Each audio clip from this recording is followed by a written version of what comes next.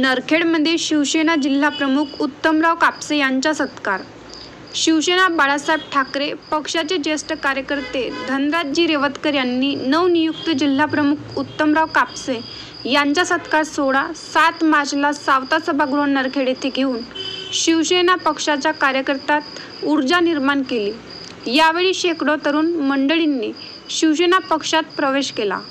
मंचावर जिल्हा प्रमुख बंडूजी ताकडे, युवासेना प्रमुख हर्षल काकडे, डॉक्टर संजय ढोकणे, सुजाताताई निमजे सह मोठ्या प्रमाणात शिवसेना पक्षाचे कार्यकर्ते या सोहळ्यात सहभागी झाले होते। त्यांनी स्वतःची संघटना म्हणून स्वतःची मनोबल दाखवून या शिवसेनेला मोठं करण्याचं काम केलं नाही। 11 वर्ष राहिला। 11 वर्षामध्ये एक प्रायव्हेट लिमिटेड कंपनी सारखं बनवून ठेवलं। नाही तर त्या आधी मी जिल्हा प्रमुख होतो या भागामध्ये 3-3, 4-4 जिल्हा परिषद निवडून आणल्या, त्याला सभापती बनवलं। ती एक चूक झाली डॉक्टर ढोकणे असं वाटते मला। त्यावेळी तुम्हाला मदत केली असती आणि तुम्ही सभापती आले असते तर आज शिवसेनेचे हे दिवस या तालुक्यामध्ये नसते आले असं कदाचित वाटतं। पण असो बराच काळ 11 वर्ष संघर्षामध्ये गेला ना। कोण्या कास्तकाराचं आहे निवेदन झालं, कोण्या बेरोजगाराचं निवेदन नाही झालं।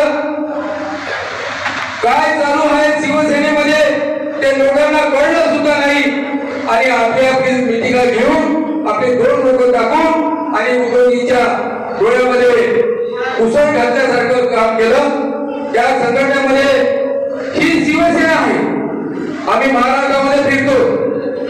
आज उद्योगींच्या जिथे सभा होत आहे 1.5, 2, 2.5, 3 लाखांच्या सभा होत आहे। लोक मांडणारा वर्ग आहे। शिवसेना ही अशी आहे की गोरगरिबाच्या सुखदुःखात धावणारी संघटना आहे आणि या संघटनेला जो कोणी प्रायव्हेट लिमिटेड करतो त्याचा सुद्धा कधी चांगलं होत नाही एवढं निश्चित आहे। वाघासाठी माणसाला, मराठी माणसाला वाघासारखं शिकवणारी एकच संघटना आहे आणि ह्या विचारांना मी शिवसेनेशी जोडलेला आहे।